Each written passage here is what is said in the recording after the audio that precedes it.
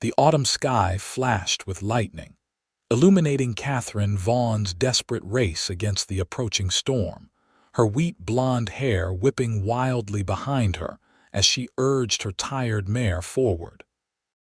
Fort Bridger, Wyoming wasn't visible yet through the darkening prairie, but she knew she was close to the homestead that represented everything she had left in the world after her father's passing 3 months prior. The year was 1875, and Catherine Kate, to those who knew her well, had traveled all the way from Boston after receiving the letter about her father's death. What was supposed to be a brief trip to settle his affairs had become complicated when she discovered the dire state of her inheritance. A small, struggling homestead on the edge of Wyoming territory, far from anything resembling the civilization she had known all her 23 years. "Come on, Penny," she urged her horse as the first heavy raindrops began to fall. "Just a little further." When the small cabin finally came into view, relief washed over her momentarily. That relief vanished as quickly as it had appeared when she noticed something wasn't right with the silhouette of her father's, now her home. Even through the gathering gloom, she could see that half the roof was already caved in. By the time Kate reached the homestead, the sky had opened up completely. She dismounted, her boots sinking into mud as she led Penny to the small lean-to that served as a stable. The poor animal was as exhausted as she was after their trip to Fort Bridger for supplies. Kate had spent nearly every cent she had on essentials, hoping to make it through her first winter in Wyoming before deciding whether to sell the property come spring. But as she approached the cabin, her heart sank completely.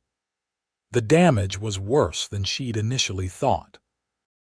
The summer storms had been unkind in her week-long absence, and the partially collapsed roof her father had been meaning to fix had given way entirely on one side.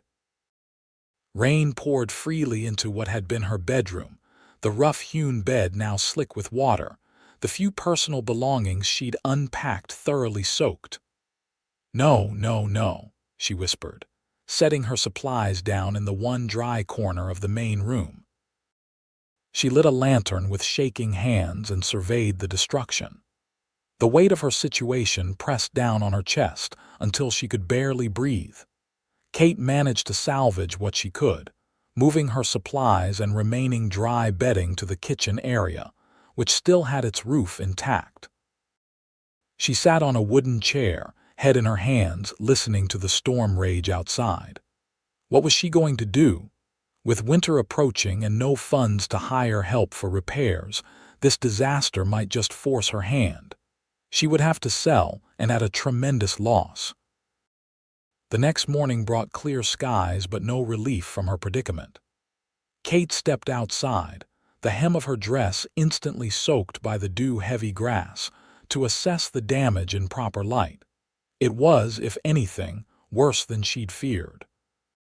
The supporting beam had splintered, and the roof would need to be entirely rebuilt before the first snows, which could arrive any week now, according to the shopkeeper in town. She was so absorbed in her troubles that she didn't notice the approaching rider until the sound of hoofbeats was nearly upon her. Kate turned, instinctively reaching for the small pistol her father had kept by the door, now tucked into the pocket of her skirt. The man who approached on a chestnut stallion was tall and broad-shouldered, his face partially obscured by his wide-brimmed hat.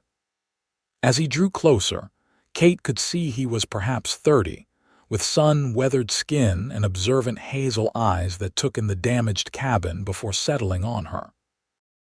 "Morning, madam," he called, his voice deep but not unkind. "Looks like you've got yourself some trouble." Kate straightened her spine, her hand still hovering near her pocket. "I can manage, thank you." The man dismounted in one fluid motion, revealing his full height at least 6 inches taller than her own 5 feet and 5 inches. "Didn't mean to intrude. I'm Isaac Weston. I ranch about 3 miles west of here." He nodded toward the mountains. Rode by to check if anyone was hurt. That was quite a storm last night. Katherine Vaughn, she replied stiffly, reluctantly removing her hand from her pocket. And no, I wasn't hurt, just the cabin. Isaac Weston studied the damaged structure with a practiced eye. That's Thomas Vaughn's place, isn't it? I heard he'd passed. My condolences. He was my father, Kate said, surprised this stranger knew of her father. I've come from Boston to decide what to do with the property. Isaac nodded. Thomas was a good man, helped me when I was first setting up my ranch. He turned his attention back to the cabin.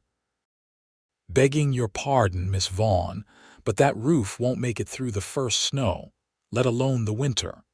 And Wyoming winters aren't kind to the unprepared. Kate felt a flush of embarrassment creep up her neck. I'm well aware of that, Mr. Weston. I'm considering my options. Do those options include rebuilding before winter sets in? He asked, his tone matter of fact rather than judgmental. I don't see how that's possible, Kate admitted after a moment. I don't have the funds to hire help, and I certainly can't do it myself. Isaac removed his hat, revealing thick, dark hair that curled slightly at the ends. I owed your father a debt I never got to repay, he said simply. I'd like to help if you'll allow it. Kate blinked in surprise. You want to help rebuild my roof? Why would you do that? Like I said, I owed Thomas. Besides, neighbors help neighbors out here. It's how we survive. He replaced his hat. I can bring some of my men tomorrow and we can get started. The weather should hold for a few days. Kate wanted to refuse. She'd spent her entire life being self-sufficient, and the idea of accepting charity from a stranger went against everything she believed in. But as another gust of wind sent a loose shingle clattering to the ground, she realized she had no choice. I can't pay you, she said bluntly. Isaac's lips quirked in what might have been a smile. Didn't ask for payment, Miss Vaughn, just being neighborly. He climbed back onto his horse. We'll be here at first light. Might want to clear out whatever you can from under that damaged section. Before Kate could formulate a proper response, he had tipped his hat and was riding away, leaving her standing in front of her broken home, uncertain whether to feel relieved or offended. True to his word, Isaac arrived the next morning just as the sun was beginning to paint the eastern sky with streaks of pink and gold. He wasn't alone. 3 other men rode with him, along with a wagon loaded with lumber, tools, and supplies. Kate had been awake for hours, having slept poorly on her makeshift bed in the kitchen corner. Morning, Miss Vaughn, Isaac called as he dismounted.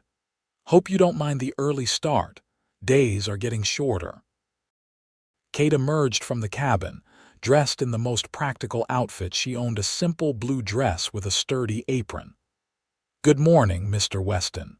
Gentlemen, she added, nodding to the other men who were already unloading supplies. This is Frank, Lewis, and Henry. Isaac introduced his ranch hands. Best workers in the territory. The men tipped their hats politely, though Kate could see the curiosity in their eyes. She knew what they must be thinking. What was a city woman doing out here all alone? I've prepared coffee, she offered, gesturing toward the cabin. It's the least I can do. Much appreciated, Isaac said, and the genuine smile he gave her was warm enough to momentarily distract Kate from her troubles. The men worked quickly, first removing the damaged sections of the roof and assessing the structural damage. Kate insisted on helping, gathering the fallen debris and bringing water when needed. By midday, the temperature had risen, and the men had shed their jackets, working in their shirt sleeves. Kate couldn't help but notice Isaac as he moved with confident efficiency, directing the others while doing more than his share of the heavy lifting. His forearms were tanned and muscular, testament to years of hard physical work. Your father built this place solid, Isaac commented during a brief break. The foundation and most of the walls are sound. It's just the roof and that one support beam that need replacing." "He built it himself?" Kate asked, surprised. She had known so little about her father's life after he and her mother had separated when Kate was just 10 years old. Isaac nodded, wiping sweat from his brow. "Thomas came out here about 12 years ago, built this place log by log. He was a determined man." Kate felt a pang of sadness. "We weren't close. My mother kept me in Boston after they separated. I only saw him a handful of times after that." "That's a shame," Isaac said simply. "He spoke of you often, was proud of your schooling." The revelation that her father had spoken about her to others caught Kate by surprise. Had he really been proud of her?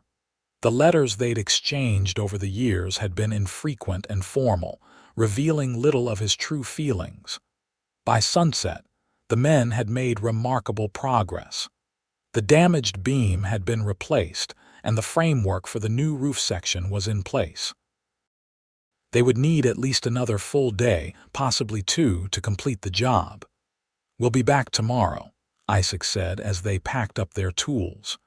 "Should have you weather tight by tomorrow evening if all goes well."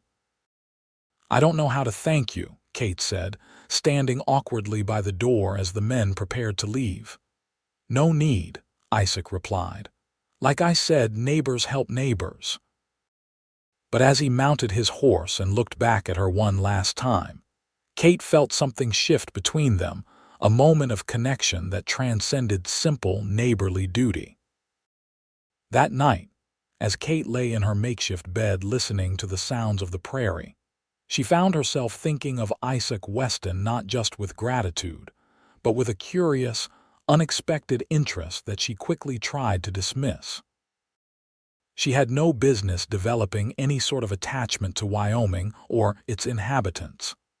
Come spring, she would sell this place and return to Boston, to the life and future she had always planned. Yet as she drifted off to sleep, it was Isaac's kind eyes and capable hands that filled her dreams, not the familiar streets of Boston she had expected to miss. The next day brought the men back as promised, and work resumed at the same brisk pace. Kate had risen early to prepare a proper breakfast for them, biscuits and gravy, with the last of her coffee. It wasn't much, but the appreciative looks on their tired faces made her feel useful for the first time since arriving in Wyoming.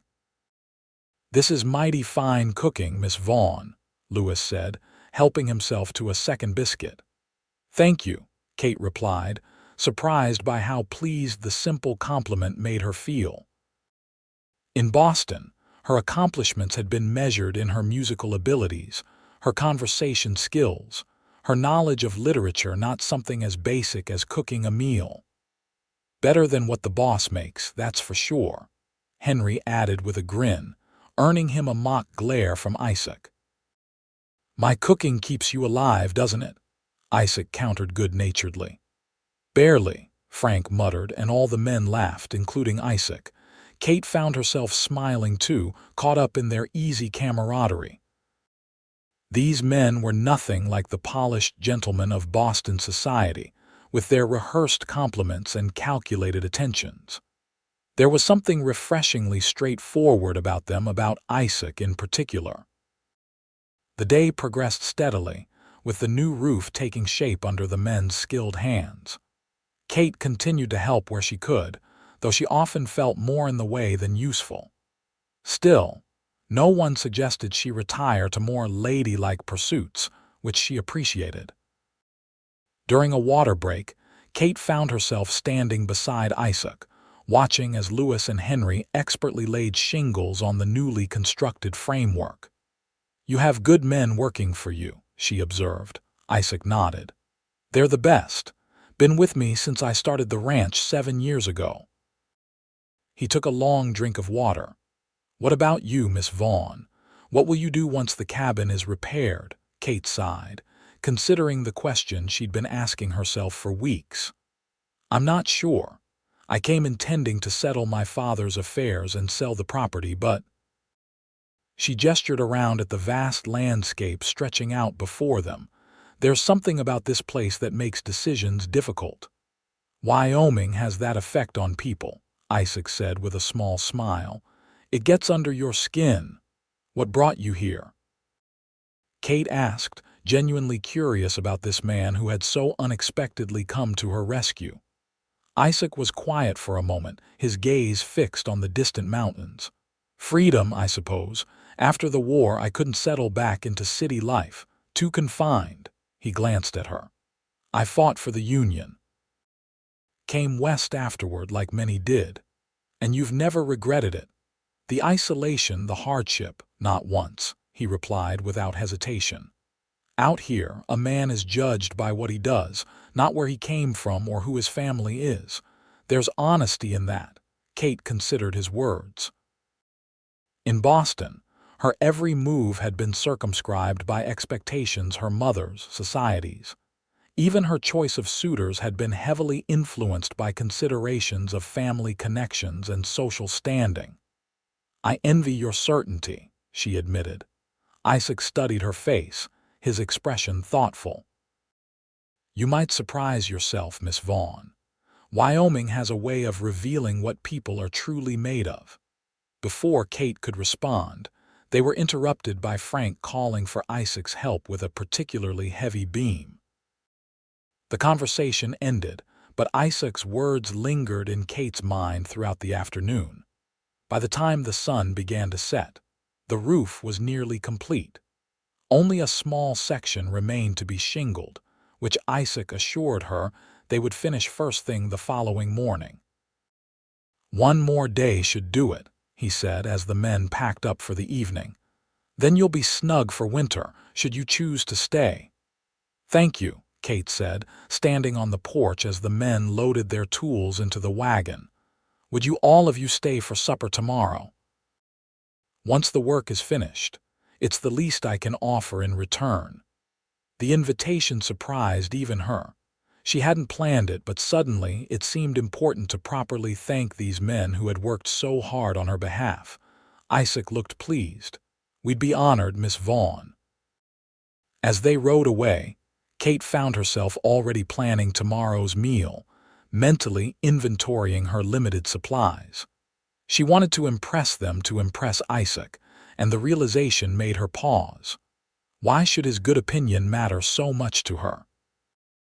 That night, a gentle rain tested the new roof, and Kate lay awake listening for any sign of leaks. But the repair work held firm, and the only sound was the soft patter of raindrops on the solid roof above. For the first time since arriving in Wyoming, she felt truly safe. The next morning dawned clear and crisp, with a hint of frost on the ground, a reminder that winter was indeed approaching. Isaac and his men arrived as the sun cleared the horizon, and work resumed on the final section of the roof. By midday, the job was complete, and Kate's cabin stood whole again, its new roof gleaming in the autumn sunlight.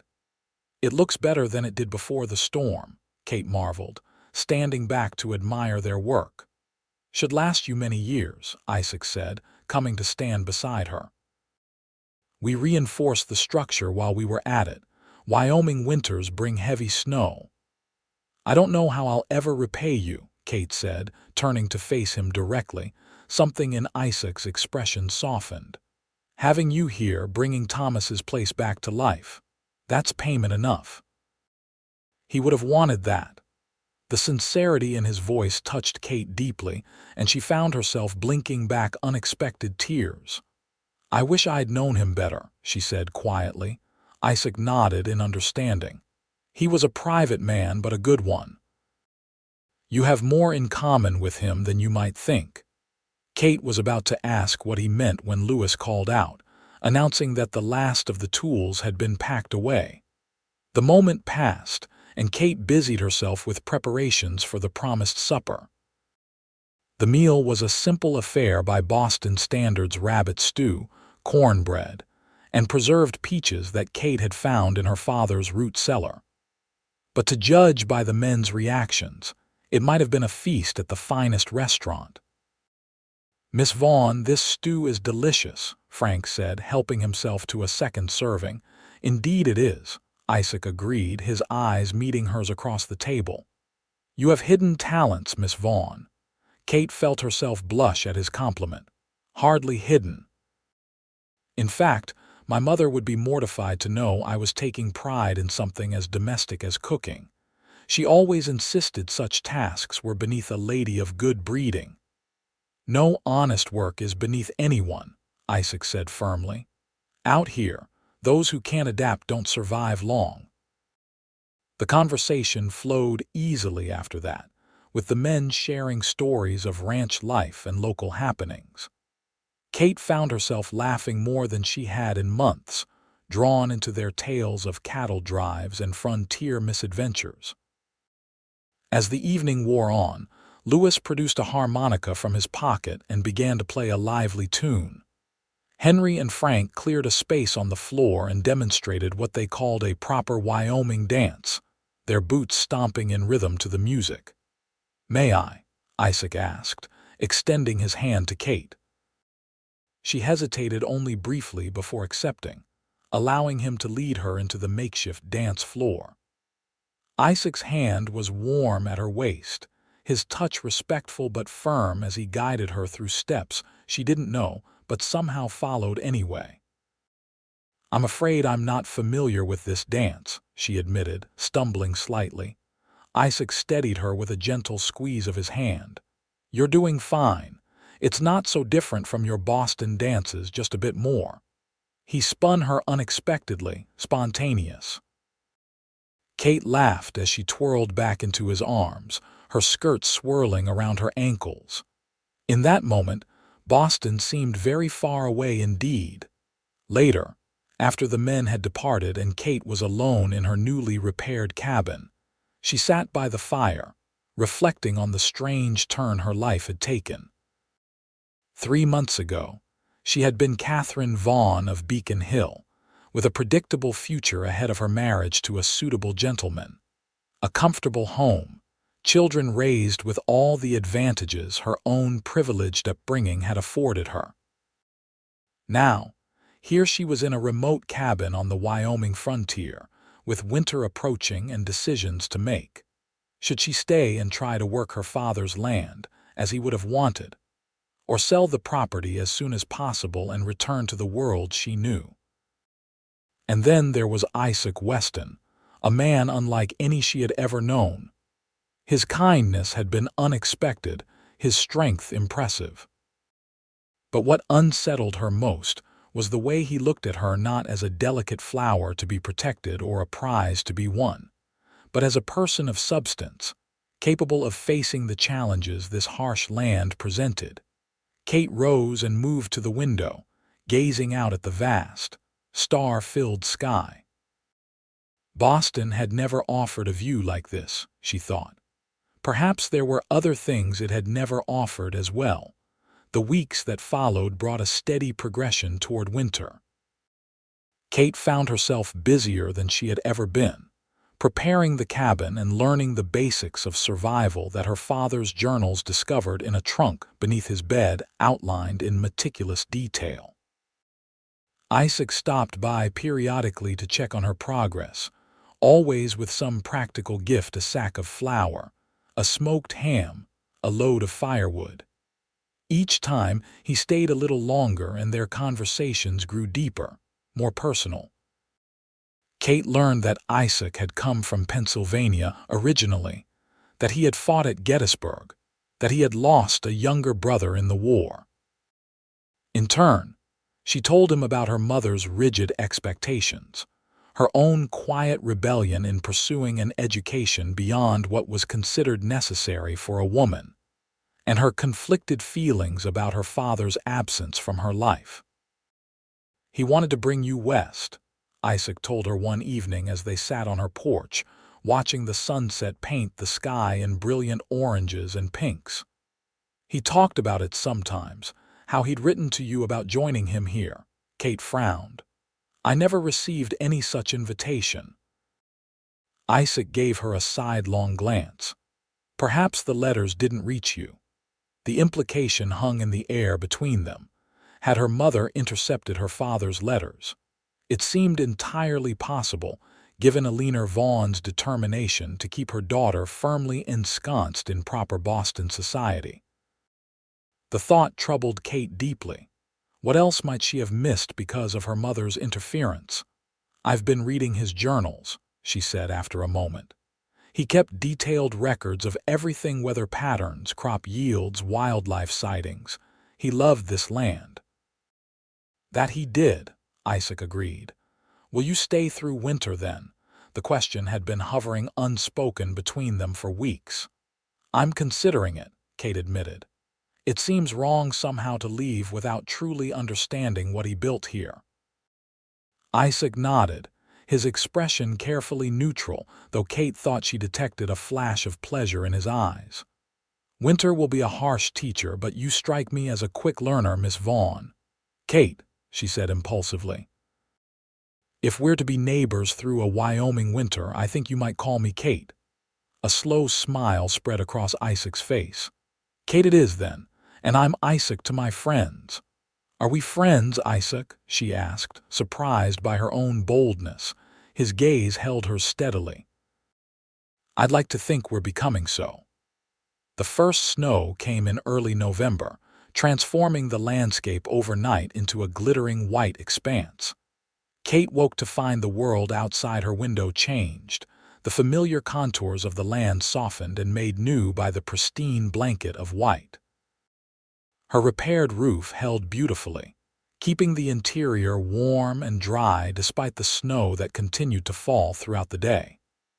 Kate stood at the window, watching the flakes swirl and dance in the wind, feeling a strange mixture of excitement and apprehension.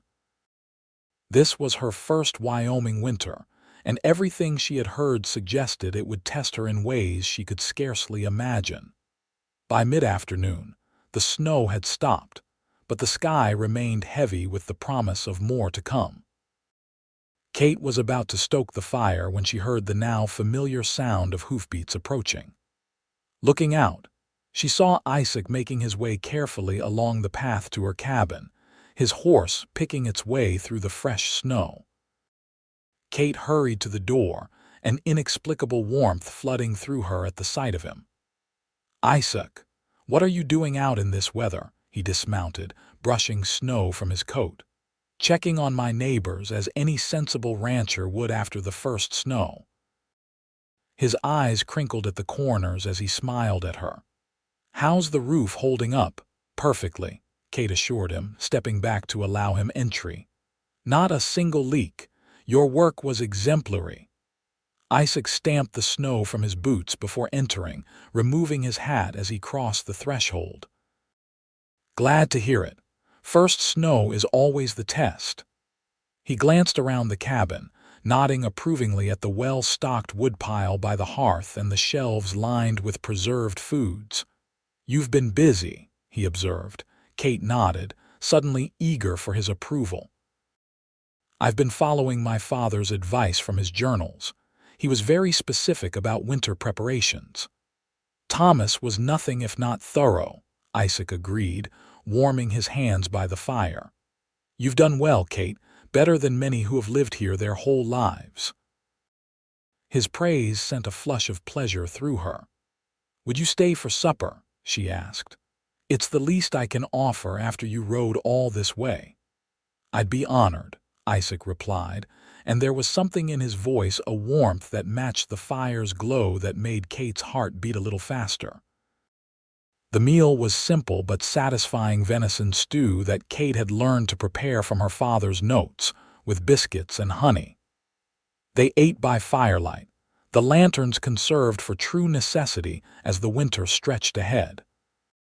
"You've adapted remarkably well," Isaac commented as they finished their meal. "Many city folk find the transition more challenging." Kate smiled, setting her spoon down. "Don't be too impressed." "I still jump at every unfamiliar sound, and I nearly shot a raccoon yesterday thinking it was some kind of mountain lion." Isaac laughed, the sound rich and warm in the quiet cabin. "Well, Raccoons can be fearsome in their own way. Their conversation continued as the fire burned low, neither seemingly in a hurry to end the evening. Isaac told her about his first winter in Wyoming, how he'd nearly frozen checking on his cattle during a blizzard, and how an old trapper had found him and taught him the proper way to prepare for the harsh conditions. "I was stubborn, thought I knew better than those who'd lived here for generations," he admitted. "Nearly cost me my life." "What made you stay after such a difficult beginning?" Kate asked. Isaac was quiet for a moment, his gaze fixed on the dancing flames. "There's a freedom here that can't be found back east. Room to breathe, to build something that's truly your own." He looked up at her. "And there's a honesty to the land. It doesn't pretend to be gentle or forgiving. You always know where you stand." Kate nodded, understanding his meaning more deeply than she might have just a few months ago. "I've been thinking about that a lot lately. In Boston, everything is shrouded. People say one thing while meaning another. Here, there's no room for such pretense." "Is that why you're considering staying?" Isaac asked, his voice careful, as if he was trying not to influence her answer. Kate considered the question. "Partly," she admitted, "but also because I feel closer to my father here than I ever did through his letters. It's as if by living on his land, working as he worked, I'm finally getting to know him." Isaac's expression softened. He would be proud, Kate, very proud. The intimacy of the moment hung between them, weighted with unspoken feelings. Kate found herself studying Isaac's face in the firelight, the strong line of his jaw, the tiny scar near his right eye, the way his dark hair curled slightly where it met his collar. He was handsome, yes, but it was more than that. There was a steadiness to him, a quiet strength that she found increasingly compelling. "It's getting late," Isaac said finally, breaking the moment. "I should head back before the temperature drops further."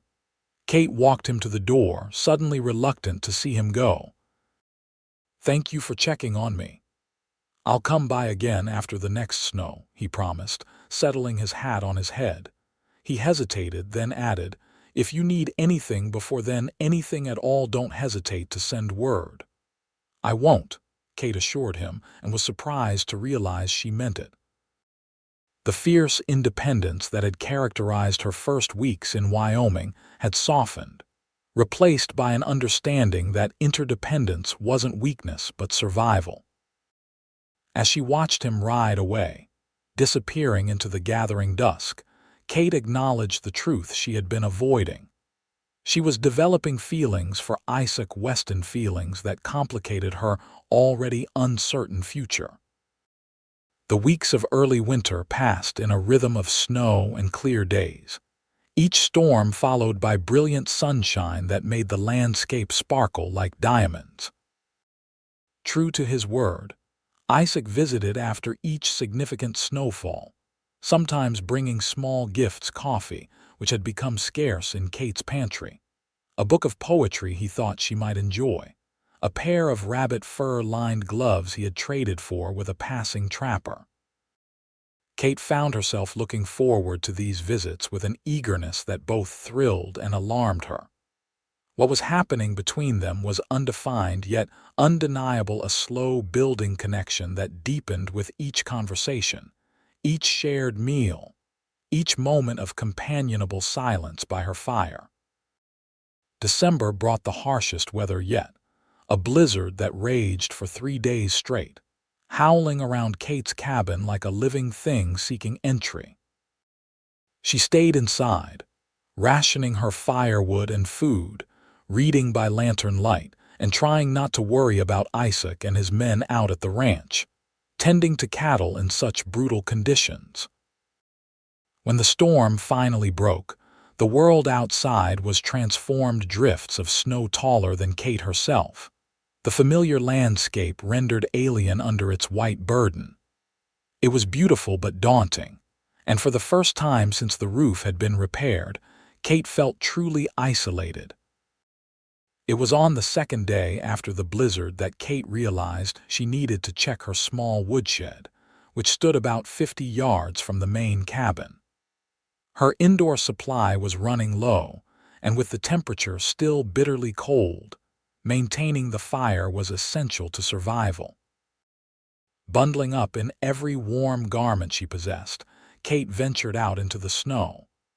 The path to the woodshed had disappeared completely, forcing her to wade through snow that reached above her knees in places. The going was exhausting, each step requiring significant effort. By the time she reached the woodshed, Kate was breathing hard, her legs aching from the exertion.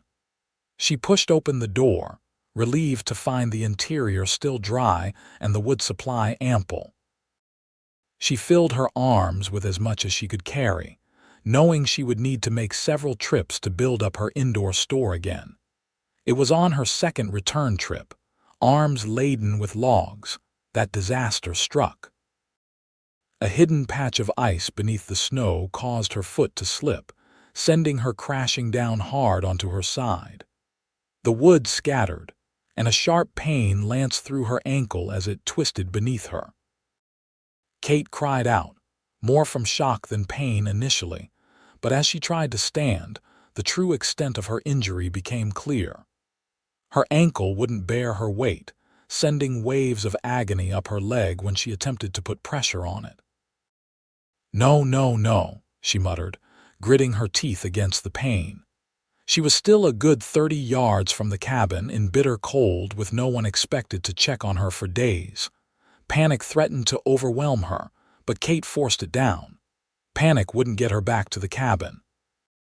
Crawling if necessary, dragging the injured leg behind her, she began the slow, painful journey back to shelter.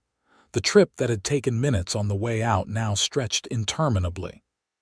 Kate lost track of time as she focused solely on making progress, inch by agonizing inch. The cold seeped through her clothes, numbing her hands and face, but she pushed on, knowing that to stop meant certain death. When she finally reached the cabin steps, Kate was nearly delirious with pain and cold. Pulling herself up the 3 steps was perhaps the hardest thing she had ever done, each movement sending fresh waves of agony through her injured ankle. Once inside, she collapsed on the floor, too exhausted even to close the door properly.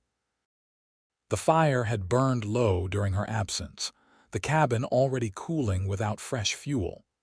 Kate knew she needed to tend to both the fire and her injury, but for a moment, she simply lay there, tears of pain and frustration tracking down her cold, reddened cheeks. "Get up," she told herself fiercely. "Get up now, or you won't get up at all." Summoning her last reserves of strength, Kate dragged herself to the hearth, adding kindling and then a log from her dwindling indoor supply. Once the fire was rekindled, she turned her attention to her ankle, which had swollen to nearly twice its normal size. Kate knew enough basic medicine to recognize that, while the ankle was badly sprained, it was likely not broken. Still, she would be unable to walk normally for days, perhaps weeks, a dangerous situation for someone alone in the wilderness with winter fully upon them. As night fell, Kate's situation grew more precarious. Her firewood would not last more than a day, perhaps 2 if she was extremely careful. The food situation was better. She had ample supplies stored inside, but without heat, even that advantage would mean little. Sleep came fitfully, interrupted by pain and worry. By morning, Kate had made her decision. She would have to signal for help, and there was only one way to do that. Her father's rifle, which she had learned to use during her first weeks at the homestead, hung above the mantel. Kate retrieved it, along with the small box of ammunition stored in a nearby drawer. 3 shots in succession was the universal signal for distress in the territory, her father's journal had explained. Dragging herself to the door, Kate took a deep breath, aimed the rifle skyward, and fired. The report was deafening in the still winter air. She waited a count of 5, then fired again, and a third time after another short pause. The sound echoed across the snow-covered landscape, then faded to silence. Kate reloaded the rifle, knowing she would need to repeat the signal every hour until help came or until she ran out of ammunition. By midday, Kate had fired 3 more sets of distress signals, each followed by tense waiting. Her ankle throbbed relentlessly, and the fire was burning dangerously low. She had managed to drag herself around the cabin, collecting every scrap of burnable material, old newspapers, a broken chair, even some of her father's less important papers, but these would not last long. It was as the winter sun was beginning its early descent toward the horizon that Kate heard the faint but unmistakable sound of hoofbeats approaching. Relief flooded through her, so intense it brought fresh tears to her eyes. Moments later, Isaac's voice called out, "Kate, Kate, are you all right?" "Here," she shouted back, her voice cracking. "I'm here, Isaac." The door burst open and Isaac stood framed in the entrance, his face tight with concern. "Kate," he breathed, taking in her position on the floor, the visibly swollen ankle, the dying fire. In 3 long strides, he was kneeling beside her. "What happened?" he asked, his hands already gently examining her injury. Kate explained about the fall, her voice steadier now that help had arrived. Isaac listened intently, his expression growing more concerned as she described her painful journey back to the cabin. "You could have frozen to death out there," he said, his voice rough with emotion. "I nearly did," Kate admitted. "And then I almost ran out of firewood, if you hadn't come." "But I did come," Isaac said firmly. "I always will, Kate." There was something in his voice, a promise that went beyond neighborly duty, that made Kate's heart stutter in her chest. Their eyes met, and for a moment, everything else faded away: the pain, the cold, the precariousness of her situation. All that existed was the warmth in Isaac's gaze and the answering warmth it kindled within her. The moment was broken when Isaac stood abruptly. "We need to get you warm and that ankle tended to properly." He moved to the fire, adding wood from a supply he must have brought with him. "And then we need to talk about what happens next." "What do you mean?" Kate asked, watching as he efficiently built up the fire. Isaac turned to face her, his expression resolute. "You can't stay here alone, not injured like this. The next storm could be days away or it could come tonight. Either way, you need help." "I can manage," Kate began, but Isaac cut her off with a shake of his head. "No, Kate. This isn't about your capability, which I have never doubted. It's about practicality. You physically cannot gather firewood or do other essential tasks with that injury." He knelt beside her again, his voice softening. "Please, let me help you." The sincerity in his eyes broke through the last of Kate's resistance. "What do you suggest?" she asked quietly. "2 options," Isaac replied. "Either I stay here with you until you're healed enough to manage on your own, or you come to the ranch where I can ensure you're properly cared for." Both options represented a level of dependence Kate had avoided her entire adult life. Yet she knew Isaac was right, her situation was untenable as it stood. And deep down, beneath her pride and independence, there was a part of her that didn't want to be alone anymore, especially not with Isaac offering an alternative. "Your ranch has proper heating?" she asked, her capitulation implicit in the question. Relief flashed across Isaac's face. "Yes, and plenty of hands to keep it stocked with firewood. You'd have your own room, complete privacy, and the best care we can provide." Kate nodded slowly. "Then I accept your offer, Mr. Weston. It seems you're building me a new shelter after all." Isaac's smile was warm enough to rival the fire he'd just built. "Only until you're back on your feet, Miss Vaughn. Then you can decide what comes next."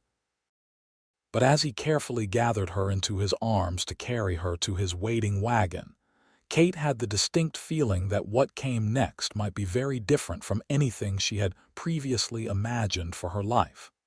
Isaac's ranch was larger and more established than Kate had envisioned. The main house, built of sturdy logs with a stone foundation, stood 2 stories tall, a mansion by Wyoming territory standards. Outbuildings, including a bunkhouse for the ranch hands, a barn, and various storage structures, formed a rough square around a central yard. As Isaac carried her from the wagon to the house, Kate caught glimpses of activity: men tending to horses, smoke rising from the bunkhouse chimney, a dog barking excitedly at their arrival. It was a working ranch in every sense, humming with purpose even in the depths of winter. The interior of the main house surprised Kate even more. While not luxurious by Eastern standards, it was comfortable and well appointed, with solid furniture, colorful woven rugs, and shelves lined with books, more books than Kate had seen since leaving Boston. "This is not what I expected," she admitted as Isaac carried her into what appeared to be a sitting room where a fire already blazed in a large stone fireplace. Isaac's lips quirked in a half-smile. "What did you expect? Dirt floors and buffalo hides for curtains?" Kate flushed. "No, of course not. It's just more civilized than you imagined," Isaac suggested, carefully setting her down on a comfortable sofa. "Many Easterners have a rather romantic notion of what life out here is like." "Clearly," Kate agreed, looking around with newfound appreciation. "Did you build all this yourself?" Isaac shook his head. "The original cabin, yes. But as the ranch grew, I hired men from town to expand it. I've been fortunate. The cattle business has been good to me." Before Kate could respond, a middle-aged woman appeared in the doorway, her round face creased with concern.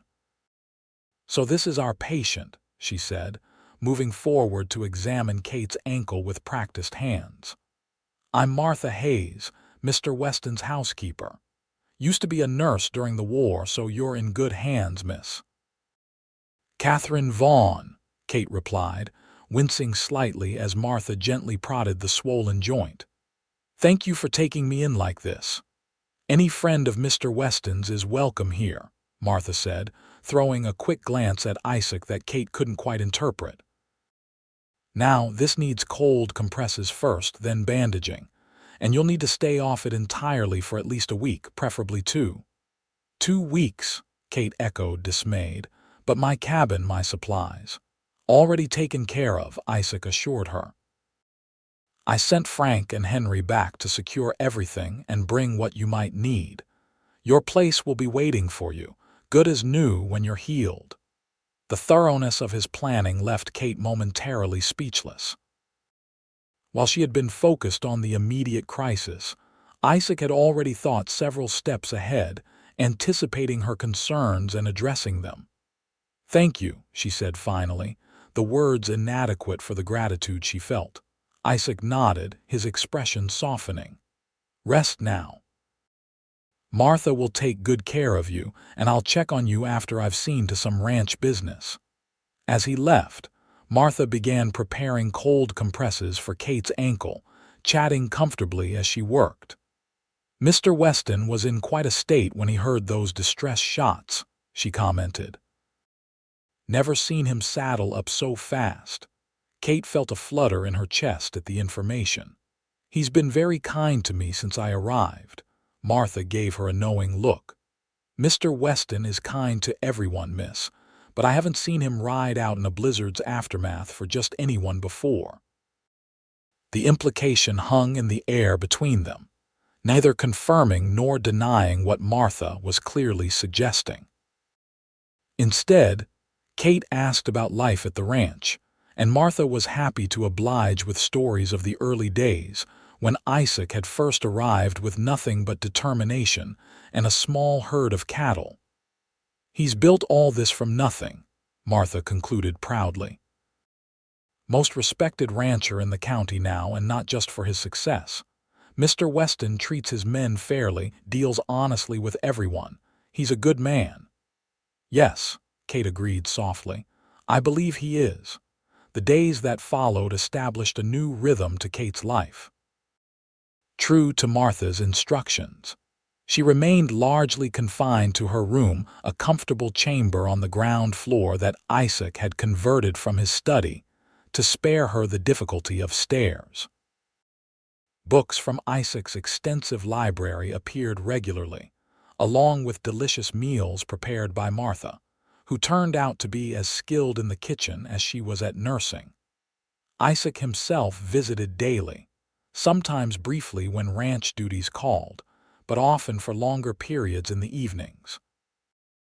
They would sit by the fire, talking long into the night about everything and nothing: Kate's life in Boston, Isaac's dreams for the ranch, books they had both read, experiences that had shaped them. "I never expected to find someone out here who had read Emerson," Kate commented one evening a week into her stay. Isaac raised an eyebrow, amusement playing at the corners of his mouth. "Because cowboys can't appreciate philosophy," Kate flushed. "That's not what I meant. It's just surprising. I may have chosen a different life than the one laid out for me, but I didn't leave my education behind," Isaac said. "My father was a professor at a small college in Pennsylvania. Books were as essential as bread in our household." "You never mentioned that before," Kate said, surprised by this new insight into his background. Isaac shrugged. "Out here, a man is judged by what he does, not where he came from. I wanted to succeed or fail on my own merits, not my father's reputation." "And you've succeeded admirably," Kate observed, gesturing to the comfortable room around them. "In some ways," Isaac agreed. "But a man measures success differently as he grows older. Material comfort is well and good, but it's not everything." "What else matters?" Kate asked, genuinely curious. Isaac's gaze held hers steadily. "Legacy, connection, building something that will outlast you," he paused. "Having someone to share it with." The atmosphere between them shifted, charged with unspoken meaning. Kate felt her heartbeat quicken, aware that they were approaching a threshold neither had yet dared to cross. "And have you found that?" she asked softly. "Someone to share it with." Isaac's expression was contemplative, his eyes never leaving hers. "I thought I'd made my peace with solitude." And then a stubborn Boston woman with wheat blonde hair and fierce independence appeared on Thomas Vaughn's homestead, and suddenly peace became much harder to maintain. Kate's breath caught in her throat. "Isaac, you don't need to say anything," he interrupted gently. "I know your plans didn't include Wyoming or a rancher with dirt under his fingernails. I'm not asking for promises, Kate. I just wanted you to know that you've changed things for me." The honesty of his confession touched Kate deeply. No man in Boston had ever spoken to her with such straightforward sincerity, laying his feelings bare without games or manipulation. "My plans have been changing since the moment I stepped foot in this territory," Kate admitted. "And you've been a significant part of that change." It wasn't quite a declaration, but it was an acknowledgement of feelings developing, of possibilities unfolding. Isaac seemed to understand the significance of her words, for his expression lightened, a slow smile spreading across his face. "Then perhaps we should both remain open to where those changes might lead," he suggested. "Perhaps we should," Kate agreed, her own smile matching his. As December deepened toward Christmas, Kate's ankle improved steadily under Martha's care. Soon, she was able to move about with the aid of a crutch that Lewis had fashioned for her, exploring the main house and even venturing onto the covered porch on milder days. The ranch's preparations for Christmas surprised Kate with their enthusiasm and thoroughness. Martha baked constantly, filling the house with the scents of ginger, cinnamon, and molasses. The ranch hands constructed a massive pine tree in the main sitting room, which everyone helped decorate with handmade ornaments, strings of dried berries, and small candles secured in special holders. "Christmas is important here," Isaac explained as he helped Kate hang a carved wooden star on the tree. "For many of the men, this is the only family they have. We try to make it special." Kate nodded, understanding. "My mother always hired decorators for our Boston home. Everything was perfect but impersonal." She gestured to the somewhat haphazard but clearly beloved decorations around them. "This is much better." Isaac's smile was warm. "I'm glad you think so." As Christmas Eve approached, Kate found herself wanting to contribute something meaningful to the celebration. Despite her still limited mobility, she convinced Martha to help her bake cookies, using her mother's prized recipe, one of the few positive associations Kate had with her childhood Christmases. The kitchen became a flurry of activity, with flour dusting every surface and the scent of butter and vanilla filling the air. Kate found herself laughing more freely than she had in years, the formal constraints of Boston society falling away in this warm, welcoming place.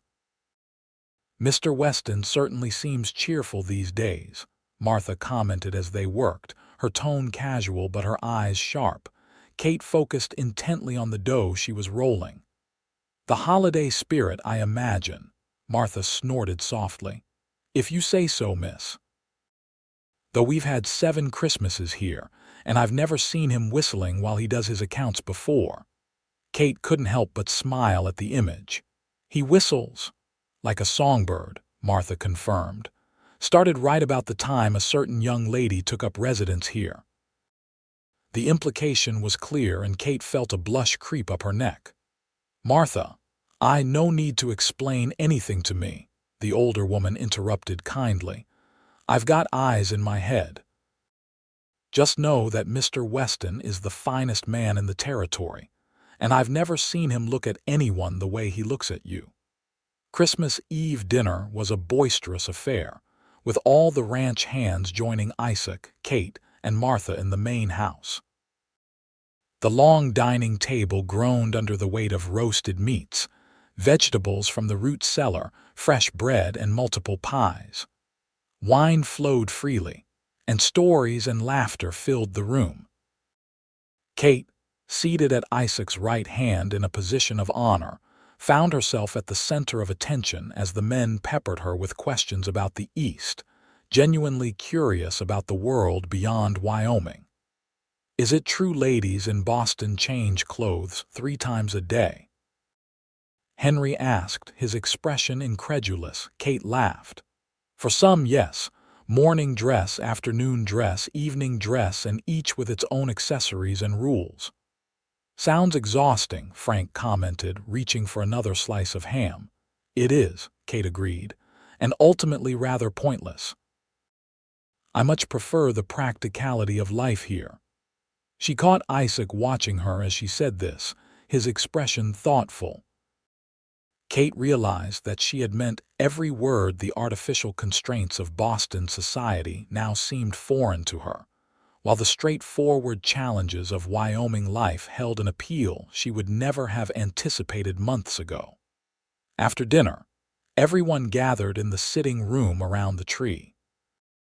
To Kate's surprise, gifts were exchanged, small, often handmade items that clearly represented thought rather than expense.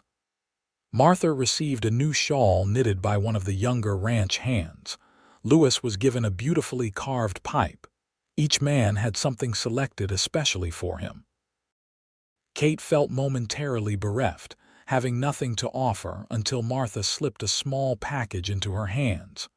"From both of us," she whispered, nodding toward the cookies Kate had baked. "Those were gift enough." Touched, Kate distributed her cookies, warmed by the genuine appreciation shown by each recipient. When only Isaac remained, she hesitated, suddenly nervous. "I'm afraid I have nothing special for you," she admitted. "You've given me so much already: shelter, care, friendship." Isaac's expression was soft in the candlelight.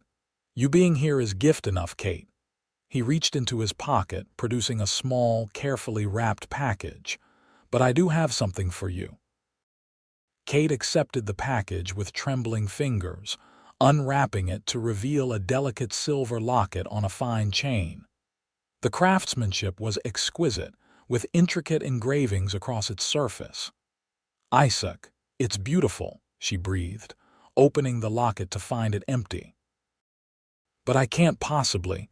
It was my mother's," Isaac explained quietly. "She would have wanted you to have it. The inside is empty because, well, I thought you might want to choose what memories to preserve in it."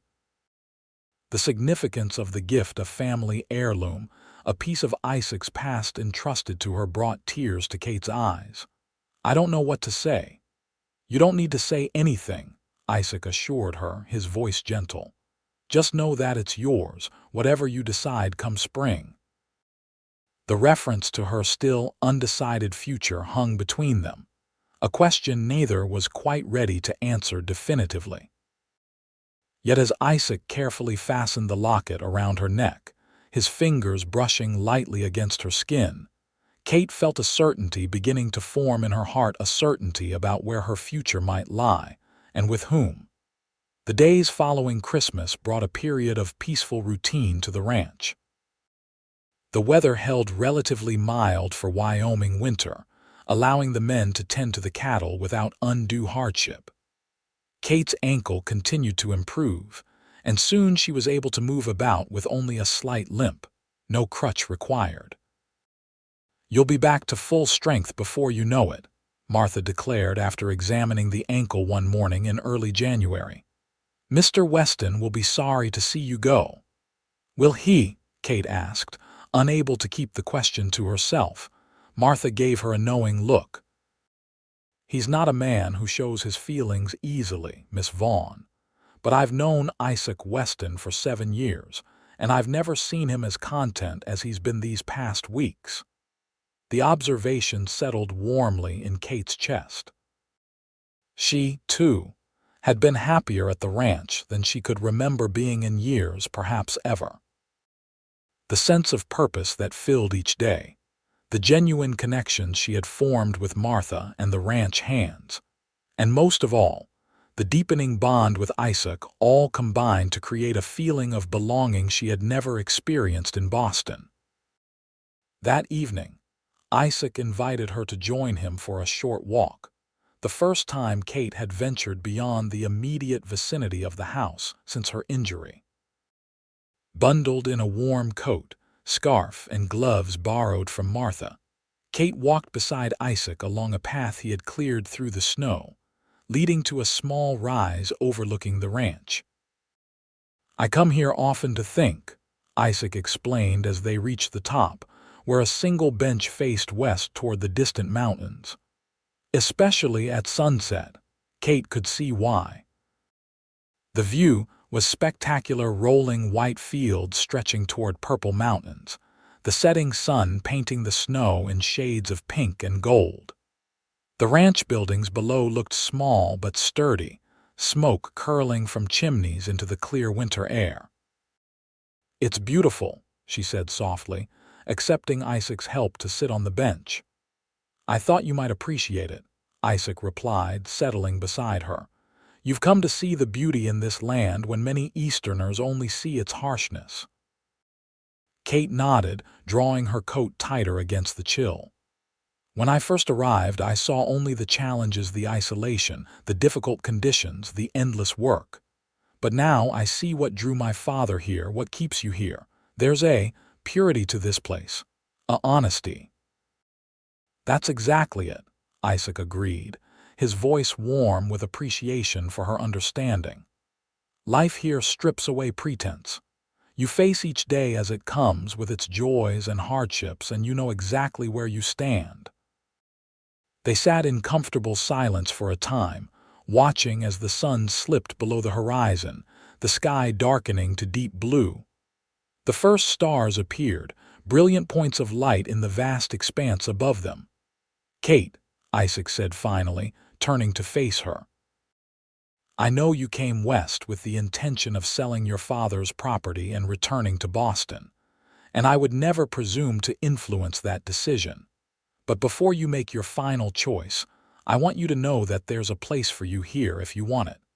Kate's heart quickened at his words. "A place?" "Yes." Isaac took a deep breath as if gathering his courage.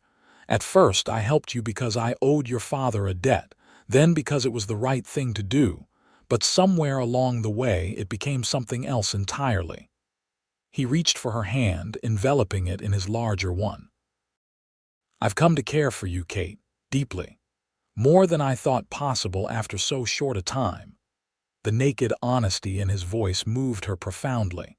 This was not the carefully crafted declaration of a Boston suitor designed to impress or manipulate. This was simply truth, offered without expectation or demand.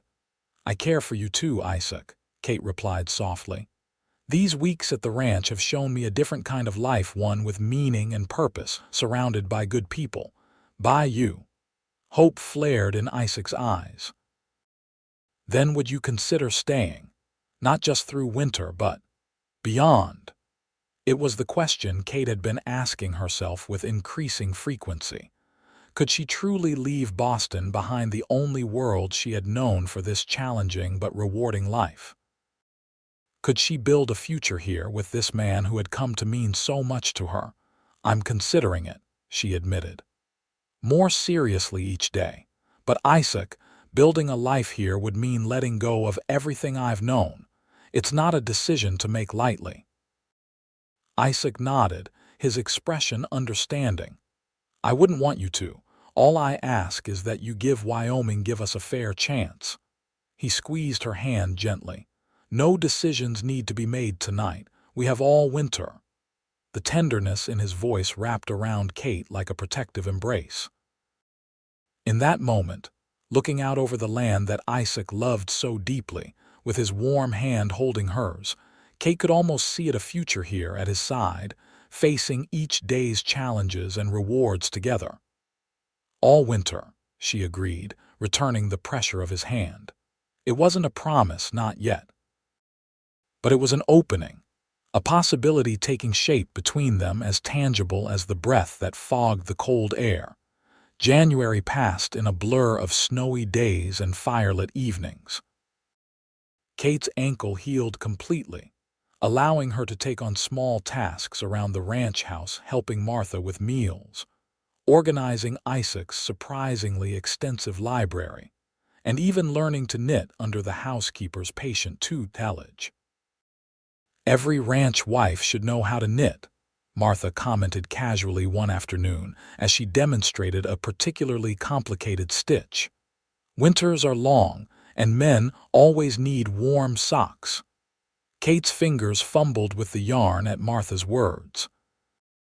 We're not." Martha's knowing smile stopped her stuttering. "Not yet, perhaps, but I've seen the way Mr. Weston looks at you when you're not watching, and the way you look at him, for that matter." Kate felt her cheeks warm. Was she so transparent? "It's complicated, Martha." "Love usually is," the older woman replied pragmatically. "But out here, complications have a way of sorting themselves out. Life's too short and too hard to waste time on unnecessary hesitation." The wisdom in Martha's words stayed with Kate that evening as she and Isaac sat playing chess by the fire, a nightly ritual they had established. Isaac was a skilled player, but Kate had been taught by her father during his infrequent visits to Boston and provided worthy competition. "Checkmate," Kate announced, moving her queen into position with a triumphant smile. Isaac surveyed the board with a rueful chuckle. "Well played. I should know better than to underestimate you by now." "Yes, you should," Kate agreed teasingly. "Though in fairness, I had an excellent teacher." "Your father," Kate nodded, a familiar pang of regret touching her heart. "During his visits east, it was one of the few ways we connected." Isaac began resetting the pieces, his movements careful and deliberate. "He spoke of you often, always with pride. I think he regretted the distance between you, not just in miles." "So did I," Kate admitted softly. though I didn't realize how much until I came here and began to understand the life he built. She picked up the White Queen, turning it in her fingers. I've been reading more of his journals. He documented everything so meticulously: crop rotations, weather patterns, building techniques. It's as if he was creating a guide for someone. For you, Isaac suggested gently. Perhaps he always hoped you would come west someday, even if he couldn't bring himself to ask directly. The thought had occurred to Kate as well, especially after discovering letters to her that had never been sent, tucked between the pages of the most recent journal. Letters that spoke of his hope that she might visit, might see the beauty he had found in Wyoming, might understand why he had chosen this life. "I think you're right," she said. "And I wish I had come while he was still alive. We lost so much time." Isaac reached across the chessboard, covering her hand with his. "But you're here now, honoring his memory by walking the land he loved, reading his words, continuing what he started." The warmth of his touch and the understanding in his voice soothed the edges of Kate's regret. "Yes. And I'm grateful for that chance, at least." They finished resetting the board in companionable silence, but neither seemed inclined to begin another game. Instead, Isaac rose and moved to the window, looking out at the snow-covered landscape illuminated by a full moon. "It's a beautiful night," he observed, "clear and still. Perfect for a sleigh ride if you're interested." Kate looked up in surprise. "A sleigh ride, now?" Isaac nodded. "The ranch has a small sleigh we use for checking on outlying pastures when the snow is deep. But it serves equally well for pleasure rides on nights like this." His eyes held a hint of boyish enthusiasm that Kate found utterly charming. "What do you say? Are you adventurous enough for a moonlight ride?" The invitation was unexpected but irresistible. "I believe I am, Mr. Weston. Just give me a moment to get properly bundled up."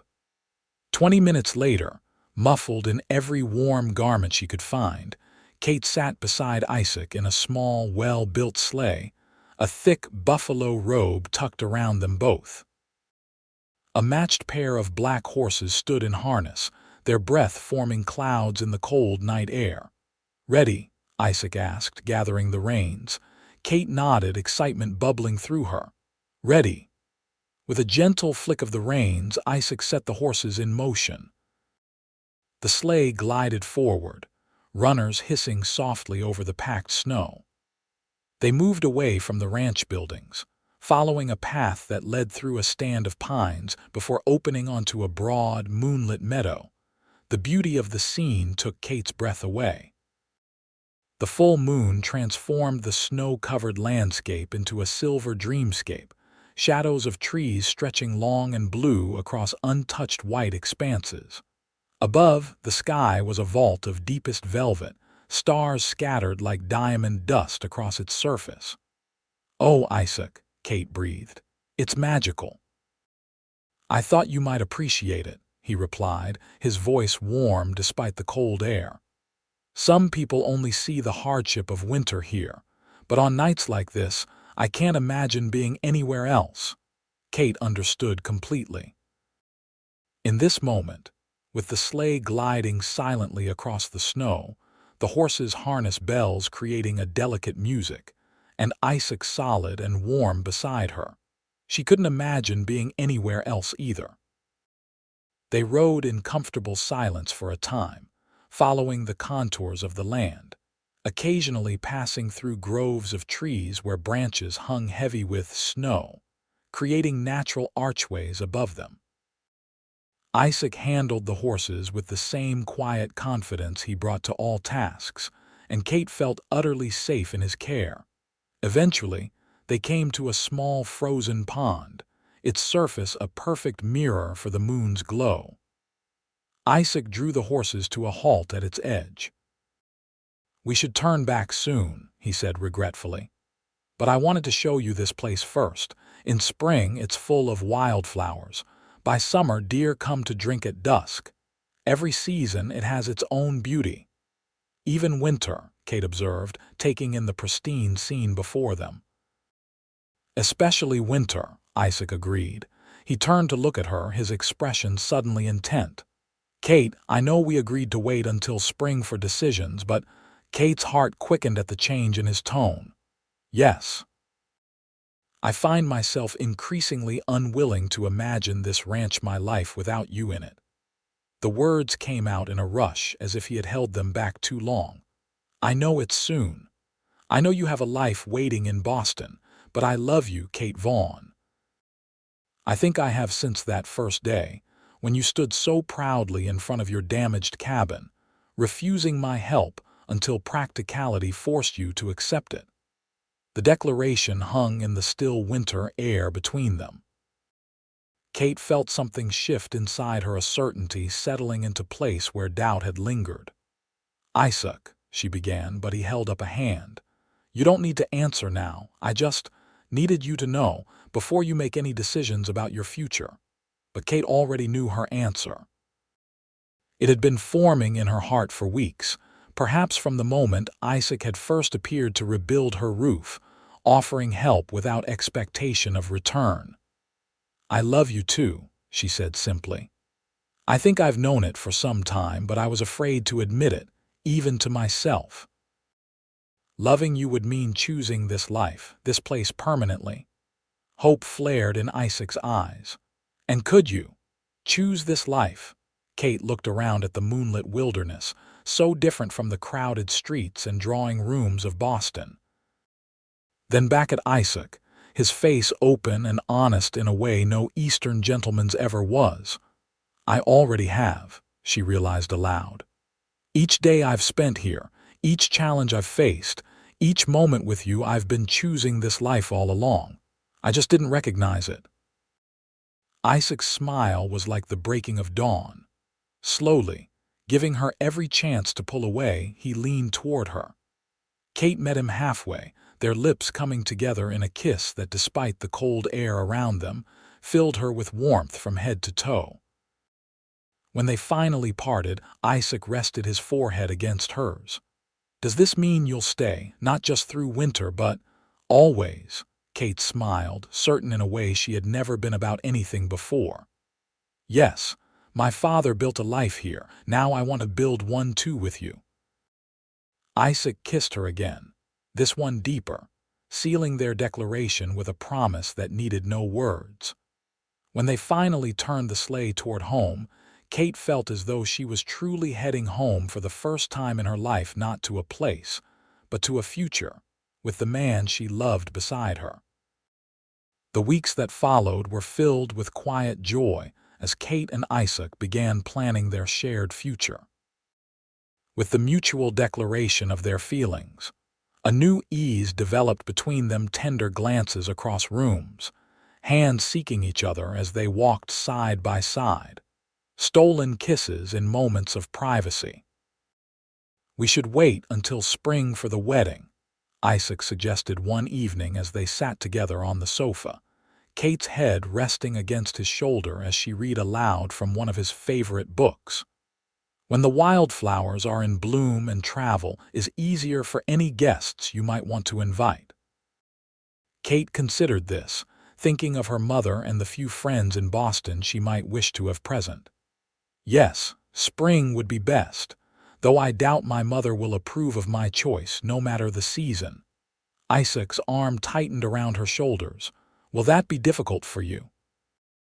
Going against her wishes, it would have been once, Kate admitted. But I'm not the same person who arrived in Wyoming last autumn. I've discovered what truly matters to me, what kind of life I want to lead. She turned to look at him directly, and who I want to lead it with. The smile that spread across Isaac's face was worth any disapproval she might face from Boston society. Then spring it is. And in the meantime, we can start planning the improvements to your father's homestead. Kate sat up straighter, surprised. My father's homestead, I thought. I assumed I would live here at the ranch. Eventually, yes, if that's what you want, Isaac agreed. But I thought we might maintain your father's place as well. It's good land and it was important to him. We could expand it, perhaps use it for growing feed for the cattle. And it would remain in your name, your own property. The consideration behind the suggestion touched Kate deeply. Isaac wasn't asking her to simply fold herself into his existing life, but rather creating a new future that honored her past and preserved her independence. "I would like that," she said softly, "to keep my father's legacy alive while building something new together." February brought the harshest weather of the winter, a series of blizzards that confined everyone to the ranch buildings for days at a time. But inside the main house, warmth and happiness prevailed. Kate found herself seamlessly integrated into the rhythms of ranch life, helping Martha with household management, learning from Isaac about cattle raising and land stewardship, and even beginning to plan a garden for the coming spring. It was during one such blizzard, as howling wind rattled the windows and snow piled high against the walls of the house, that Kate found herself in Isaac's study, helping him organize his business ledgers. The task had revealed another side of her fiancé, a shrewd businessman whose careful planning and forward thinking had built the ranch into one of the most successful in the territory. "You have quite a head for figures," Isaac commented as Kate discovered and corrected an error in his calculations. "I may have to put you in charge of the accounts." Kate smiled, pleased by the compliment. "I always did enjoy mathematics, though it wasn't considered a particularly ladylike pursuit in Boston drawing rooms." "Their loss, our gain," Isaac replied, leaning back in his chair. "You know, with your education and my practical experience, we could expand the ranch considerably in the coming years." "I've been thinking about that," Kate admitted. "Your current cattle operation is successful, but there might be opportunities for diversification." "My father's journals mention the soil on his property being particularly good for certain crops." Isaac nodded encouragingly. "Go on."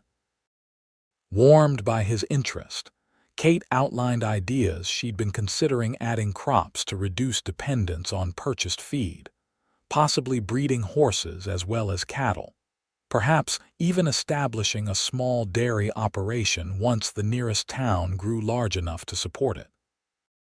"Kate Vaughn," Isaac said when she had finished, his expression a mixture of pride and awe, "you are going to make the most remarkable rancher's wife this territory has ever seen." "Wife and partner," Kate corrected gently. Isaac's smile widened. "Wife and partner," he agreed, reaching across the desk to take her hand. "I couldn't ask for more." As February gave way to March, the first hints of spring began to appear: longer days, occasional thaws that revealed patches of ground beneath the snow, the return of birds from their winter migrations. Kate found herself watching eagerly for these signs, knowing that spring would bring not only her wedding but also the chance to begin implementing the plans she and Isaac had crafted together during the long winter evenings. It was during one such mild day in mid-March that Isaac suggested they ride out to check on Kate's homestead. The cabin had been secured after her injury, but no one had visited it since the worst of winter had set in. "Are you sure the trail is passable?" Kate asked, though she was eager to see her property again. "The main paths have been cleared enough for horses," Isaac assured her. "And I thought you might want to see it again, now that we've made so many plans involving it." The ride took longer than it would have in better conditions, but Kate didn't mind. Seated atop a gentle mare Isaac had selected especially for her, she reveled in the crisp air and strengthening sunshine, pointing out signs of approaching spring that only a few months ago she wouldn't have noticed: the swelling buds on tree branches, the particular quality of light reflecting off the remaining snow. When they finally crested the small rise that overlooked her father's, now her property, Kate reined in her horse, taking in the familiar sight with new eyes. The cabin stood solid and secure, its repaired roof still sound despite the winter storms. Around it, the land stretched white and clean, waiting for the touch of spring to reveal its full potential. "It looks smaller than I remembered," she commented as they approached. Isaac chuckled. "Everything does after a Wyoming winter spent mostly indoors." They dismounted, securing the horses to a post before approaching the cabin. Isaac produced a key, unlocking the door that had been secured months before when Kate had left for the ranch. Stepping inside was like stepping back in time. Everything remained exactly as they had left it, Kate's few possessions neatly stored, the furniture covered with cloths to protect it from dust. Her father's journals stacked carefully on the small desk. "It's strange," Kate said, moving slowly through the space that had briefly been her home. "I was only here for a short time, but coming back. It feels significant somehow." Isaac watched her from the doorway, his expression thoughtful. "This is where our story began, where I first saw you, standing so proudly despite the disaster that had befallen your roof." Kate smiled at the memory, which now seemed so distant. "I was determined not to need help from anyone, especially not a stranger who clearly thought I was in over my head." "Which you were," Isaac pointed out with a teasing smile. "Which I was," Kate agreed good-naturedly, "though I'd never have admitted it at the time." They moved through the cabin together, discussing improvements they might make, expanding the kitchen, adding a proper bedroom, perhaps eventually building a separate structure for storing crops. The plans flowed naturally between them, a shared vision taking shape for a future neither had imagined just months ago. As the afternoon light began to fade, they prepared to leave, securing the cabin once more against the remaining weeks of winter. Before mounting her horse, Kate took one last look at the small homestead. "When I first arrived here, I saw it as a burden," she said thoughtfully. "An unwanted inheritance that complicated my life. Now I see it as a gift from my father, from fate, from whatever force brought you to my door that day." Isaac moved to stand beside her, his arms slipping around her waist. "Thomas would be pleased to know his land will stay in the family, that what he built will continue to grow." Kate leaned into his embrace, feeling the solid strength of him against the chill of the late afternoon. "Our family," she said softly, testing the words and finding them perfect. "Our family," Isaac agreed, pressing a kiss to her temple. The ride back to the ranch was taken at a leisurely pace, both of them reluctant to end their day of freedom before the demands of ranch life reclaimed their attention. As the buildings came into view, silhouetted against the setting sun, Kate was struck by how quickly this place had come to represent home to her. "Penny, for your thoughts?" Isaac asked, noticing her contemplative expression. Kate smiled. "I was just thinking about how strange life is. 6 months ago I was in Boston, certain of my path forward. Now I'm here, about to marry a rancher and build a life I never imagined." "Having second thoughts?" Isaac asked, his tone light though Kate detected a hint of genuine concern beneath it. She turned to him, making sure he could see the certainty in her eyes. "Not a single one. I've never been more sure of anything in my life." The weeks that followed passed in a flurry of wedding preparations. Kate wrote to her mother and a few close friends in Boston, inviting them to the ceremony planned for early May. Martha threw herself enthusiastically into planning the celebration, organizing the ranch hands to construct tables and benches for the feast that would follow the ceremony, and beginning the baking of cakes and pies that could be preserved until the big day. Isaac, meanwhile, surprised Kate with his own preparations. A bedroom in the ranch house that had been used for storage was cleared out and refurnished as a private sitting room for Kate, a space of her own where she could read, write letters, or simply enjoy moments of solitude. "Every woman needs a sanctuary," he explained as he showed her the room, newly fitted with bookshelves, a comfortable chair, and a small desk. Especially a woman who's agreed to share her life with a stubborn rancher and his endless responsibilities. The thoughtfulness of the gesture moved Kate deeply. "Isaac, it's perfect. How did you know exactly what I would want?" he smiled, pleased by her reaction. "I pay attention. I've seen how you treasure your quiet time with books, how you write in your journal each evening. I wanted you to have a space that was entirely yours, even as everything else becomes ours." Kate rose on tiptoes to kiss him, pouring her gratitude and love into the gesture. "Thank you for understanding me so well." April brought the true arrival of spring, the snow melting in earnest, revealing green shoots beneath, creeks swollen with runoff, and the first wildflowers dotting south-facing slopes. With the improved weather came increased activity on the ranch, as the cattle were moved to fresh pastures and preparations began for the calving season. Kate threw herself into the work, eager to learn every aspect of the operation that would soon be partly hers to manage. Isaac proved a patient teacher, explaining the reasoning behind each decision, introducing her to the complexities of cattle breeding, grazing rotation, and market timing. "You're a natural," he commented one evening as they reviewed the day's activities. "Most city folk take years to adapt to ranch life if they ever do." "I had a good incentive," Kate replied with a smile, "and an excellent teacher." As the wedding date approached, responses arrived from Boston. Kate's mother, as expected, declined to attend, her letter thinly veiling her disapproval of Kate's hasty and ill-considered alliance with a man of unknown background. The rejection stung, but less than Kate might have anticipated. Her life had changed so fundamentally that her mother's opinions, once so influential, now seemed oddly irrelevant. More surprising and gratifying were the acceptances from two of Kate's closest friends, Elizabeth Hartford and Mary Palmer, both of whom expressed delight at her happiness and curiosity about her new life.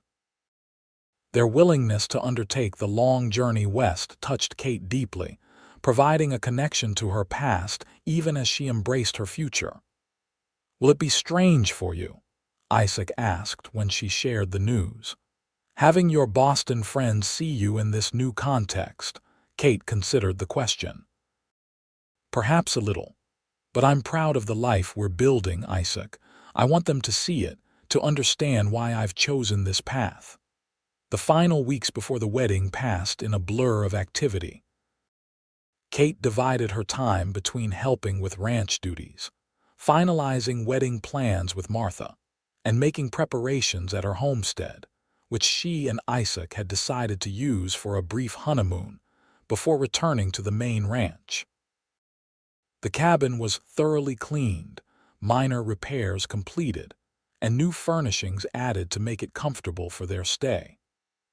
Isaac had insisted on handling most of these preparations himself, wanting Kate to have the pleasure of surprise when they arrived after the ceremony. The wedding day dawned clear and perfect, the kind of Wyoming spring morning that showcased the territory at its finest bright sunshine, a gentle breeze, and wildflowers blooming in riotous profusion across the meadows surrounding the ranch. Kate woke early, too excited to sleep despite the busy days leading up to this moment. She stood at her bedroom window, watching the sun rise over the distant mountains, feeling a profound sense of rightness about the day ahead and the life it represented. A soft knock at her door announced the arrival of Elizabeth and Mary, who had reached the ranch 2 days prior after their long journey from Boston. Both women entered with bright smiles, carrying a breakfast tray prepared by Martha and a small package wrapped in silver paper. "The bride needs her strength," Elizabeth declared, setting the tray on a small table, "and perhaps a touch of Boston tradition as well." "What's this?" Kate asked, taking the package Mary offered. Something old, something new, something borrowed, something blue, Mary explained. We couldn't let you marry without observing at least some proper customs. Touched by their thoughtfulness, Kate unwrapped the package to find a delicate blue handkerchief embroidered with her new initials KW in silver thread. It's beautiful, she breathed, running her fingers over the fine stitching. That's the new and blue, Elizabeth said.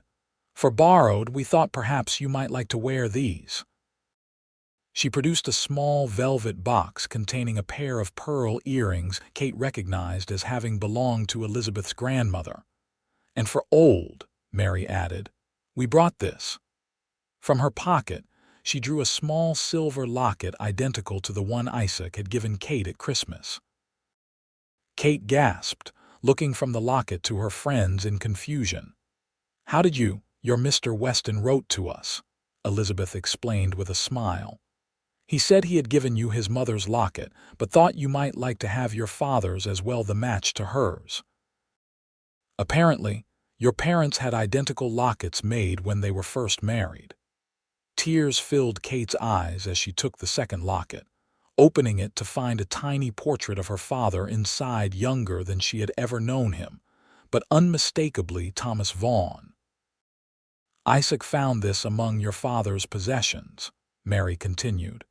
He thought today would be the perfect occasion to return it to you.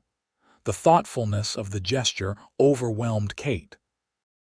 That Isaac had gone to such lengths, coordinating with her friends from Boston to provide this connection to her father on their wedding day, spoke volumes about the man she was about to marry. The remainder of the morning passed in a flurry of preparation. Kate bathed and dressed with the help of her friends, donning a simple but elegant gown of ivory silk that Martha had helped her alter from one of her Boston dresses. Her wheat blonde hair was arranged in a simple updo, adorned with fresh wildflowers gathered that morning. Around her neck hung both lockets, her father's and her soon-to-be husband's mother's, symbolic of the joining of their pasts into a shared future.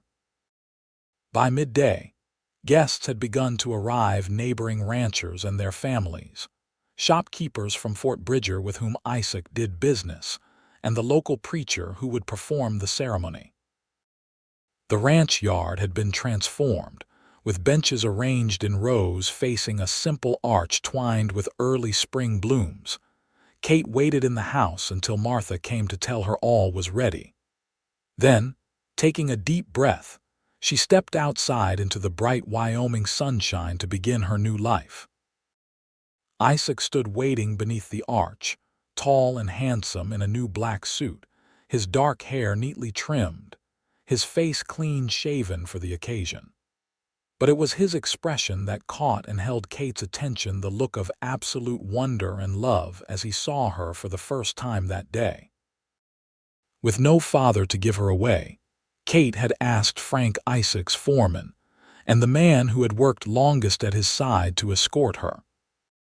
As they walked slowly toward the arch, Kate felt a strange mixture of emotions: joy, certainty, a touch of wistfulness for her father's absence, but overwhelming all else, a deep and abiding love for the man waiting for her. The ceremony itself was brief and straightforward, in keeping with frontier practicality. The preacher spoke of the sanctity of marriage, the responsibilities of husband and wife, the commitment being made before God and community. Kate and Isaac exchanged simple vows they had written together, promises to support and cherish each other through whatever challenges and joys lay ahead.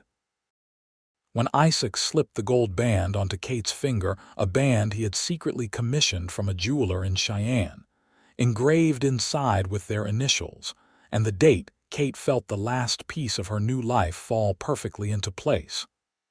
"I now pronounce you husband and wife," the preacher declared. "Mr. Weston, you may kiss your bride." Isaac's kiss was gentle but filled with promise, a perfect beginning to their married life.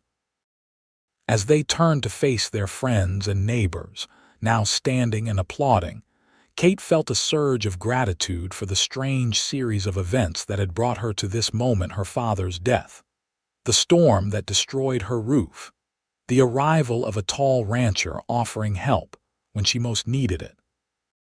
The celebration that followed lasted well into the evening, a feast of roasted beef, fresh bread, spring vegetables, and Martha's legendary pies, accompanied by music from Lewis's harmonica and two neighboring ranchers who had brought fiddles. There was dancing under the stars, laughter, and the kind of genuine goodwill that Kate had rarely experienced in the more formal celebrations of her Boston life. As the party continued around them, Isaac drew Kate aside, leading her to a quiet spot where they could speak privately for a moment. "Happy, Mrs. Weston?" he asked, his eyes searching hers. "Incredibly so, Mr. Weston," Kate replied, leaning into his embrace, "though it still feels strange to have a new name." "You can keep Vaughn if you prefer," Isaac offered immediately. "I wouldn't mind." The ready acceptance of her preference without hesitation or wounded pride confirmed yet again for Kate that she had chosen the right man. "No," she said softly. "I like being Katherine Weston.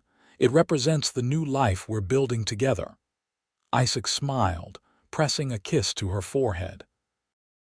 "Speaking of our new life, are you ready to see what I've prepared at your homestead? We can slip away whenever you'd like." The thought of finally being alone with her new husband sent a flutter of anticipation through Kate. "I think we've given our guests a proper celebration," she decided. "They won't mind if the bride and groom make an early departure." Their departure was met with knowing smiles and good-natured teasing from the ranch hands, but Kate found herself too happy to be embarrassed. Seated beside Isaac in the same sleigh that had carried them on their moonlit ride months before, now decorated with ribbons and flowers for the occasion, she felt a sense of perfect contentment as they made their way toward the homestead that had started their journey together. As they approached the cabin, Kate gasped in surprise. The building was illuminated with dozens of lanterns, casting a warm, welcoming glow into the gathering dusk. Flowers adorned the porch railings, and smoke curled invitingly from the chimney. "Isaac, it's magical," she breathed as he helped her from the sleigh. "Wait until you see inside," he replied, a hint of boyish excitement in his voice. "Close your eyes." Kate obeyed, allowing Isaac to lead her carefully up the steps and through the door. The scent of fresh pine and flowers greeted her, along with the warmth of a well-established fire. "Open them," Isaac whispered.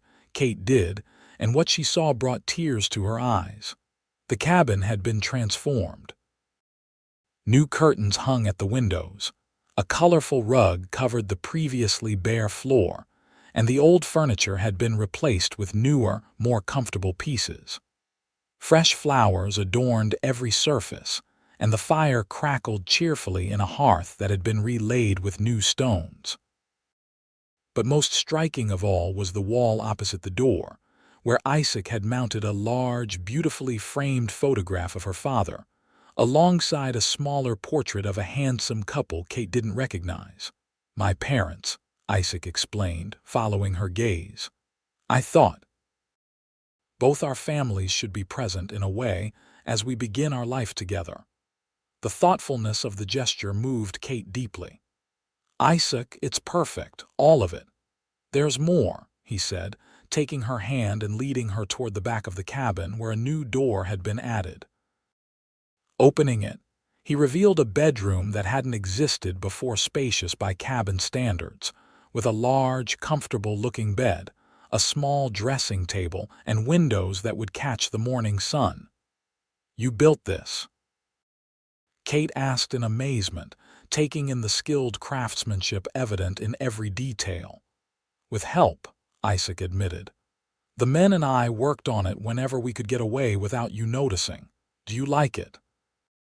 In answer, Kate turned to her new husband, slipping her arms around his neck and drawing his head down for a kiss that expressed her gratitude and love far more eloquently than words could have done. Later, as they lay together in their new bed, the moonlight streaming through windows Isaac had positioned for exactly this view, Kate reflected on the journey that had brought them to this moment. "When that storm destroyed my roof, I thought it was the worst thing that could have happened," she murmured, her head resting on Isaac's chest, his heartbeat steady and reassuring beneath her ear. "Now I see it was the best." Isaac's arms tightened around her. "The best thing that ever happened to me was finding you standing in front of that damaged cabin, too proud to ask for help but needing it all the same." Kate smiled in the darkness. "We've come a long way since then."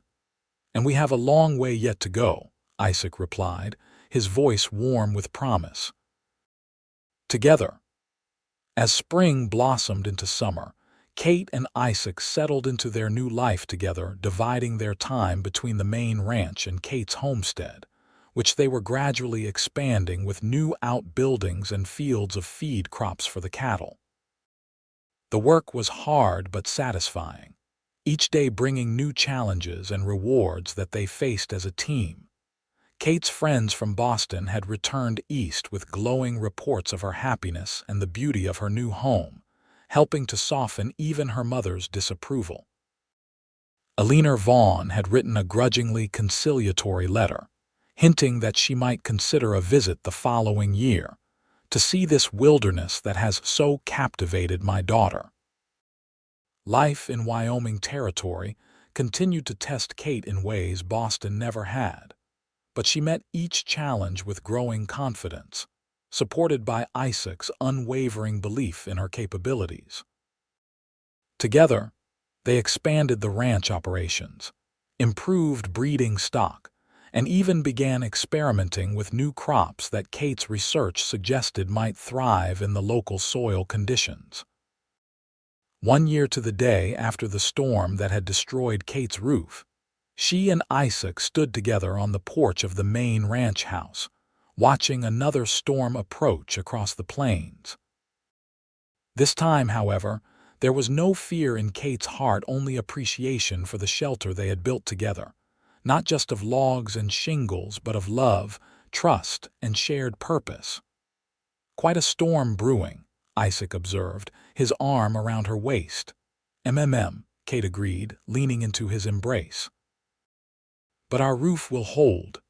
Isaac smiled, understanding the deeper meaning in her words. "Yes, it will, this time and always." As the first raindrops began to fall, they turned and went inside together, closing the door on the gathering storm and entering the warm, secure home they had created, a shelter stronger than either could have built alone, designed to weather whatever life might bring their way.